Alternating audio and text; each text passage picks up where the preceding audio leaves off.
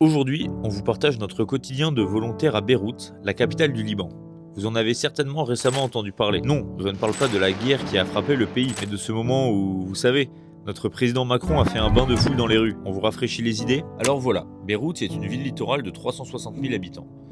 Après des dizaines d'années de crise et de guerre, elle n'est plus que l'ombre d'elle-même, et les Libanais, pourtant résilients, vivent pour beaucoup dans des conditions précaires. Alors pour les aider au mieux, c'est ici que nous entrons en scène avec nos sweats ou nos t-shirts floqués d'un logo rouge. Nous voilà dans les cuisines de la fondation Albert Nassar. Chaque jour, des bénévoles y cuisinent des plats de qualité pour les distribuer aux nécessiteux. Alors toute la matinée, on tranche du pain, on grille des filets de poulet, on coupe des choux pour garnir les sandwichs et faire de grandes salades, on façonne des boulettes de viande ou on confectionne des pâtisseries libanaises. Une journée ne ressemble jamais vraiment à une autre, mais on se donne toujours à fond pour proposer le meilleur à ces Libanais qui ont tout perdu. On en profite pour échanger avec les volontaires libanais sur la guerre, mais aussi sur les études de leurs enfants, l'église où ils vont à la messe, ou encore leurs hobbies. Quand nous ne sommes pas réquisitionnés dans les cuisines de la fondation, sous la supervision de Jihan, responsable des donations, nous trions des tonnes de vêtements propres, de bonne qualité et parfois même neufs, fruits de dons généreux provenant des pays étrangers, qui seront offerts gratuitement aux personnes âgées, enfants en bas âge, ou encore mères de famille,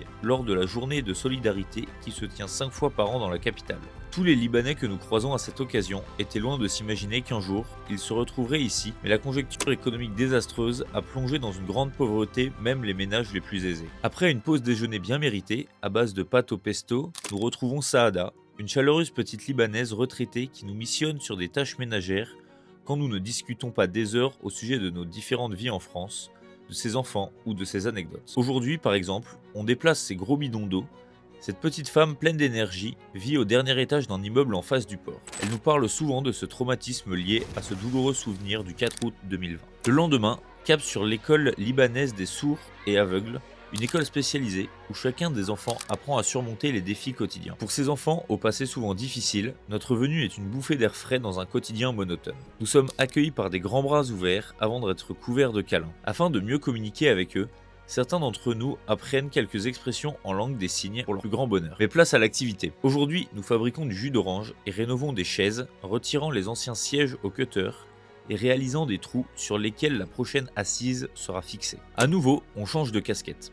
Avec Marie, nous visitons des personnes âgées, souvent malades, qui n'ont pas accès à des traitements réguliers. On se raconte nos petites vies, on rit et on pleure ensemble, on se soutient. Puis, quand vient l'heure de rentrer, nous leur tendons ces médicaments qu'ils ne peuvent plus se payer. Jeudi, nous voilà à Betna, un centre pour personnes handicapées. Nous y retrouvons Ellie, qui nous accueille comme à son habitude, en nous apostrophant et en nous pressant de nous asseoir avec lui, ou Nono, qui nous prend dans ses bras. Lui, c'est un gros dur au cœur tendre. Tour à tour, nous confectionnons des bracelets, peignons ou dessinons, ou encore tricotons, supervisés par Madame Lucie, une dame d'une très grande patience et d'une dévotion impressionnante. En fin de semaine, nous prenons l'air au monastère maronite de Sainte-Thècle à quelques encablures de Beyrouth. Nous y aidons les moines à entretenir leur jardin. Sous le soleil chaud du Liban, voilà Florence, Anne et Louise qui désherbent. Bien heureusement, quand vient l'heure de se sustenter, nous posons nos gants verts de jardinage. Aujourd'hui, nous avons droit à du riz accompagné de poissons, la superbe salade à touche, des pâtes au pesto et un fruit pour le dessert. La fatigue commence à se faire sentir, mais la mission continue. Nous mettons nos dernières forces dans cette ultime activité que nous apprécions particulièrement, la visite des patients de Der El Salib, le plus grand hôpital psychiatrique du Moyen-Orient. Ici, les locaux sont dépouillés. Des bancs, une télévision, des barreaux aux fenêtres, des murs blancs. Pas d'étagères, de bibliothèques, de tables ou de décorations pour des raisons de sécurité. La crise du pays affecte grandement les conditions d'hygiène et les structures médicales, plus particulièrement les établissements spécialisés comme celui-ci, qui sont invisibilisés par le brouillard de la guerre. La vie en groupe et le travail des soignants ne suffit pas à tromper l'ennui. Alors, chaque samedi, nous dansons, jouons ou dessinons avec eux. Amar, très espiègle, affiche un grand sourire et danse en chantant sur un air libanais. Il prend les mains et tapote les épaules de chacun pour lancer des sarabandes et des rondes.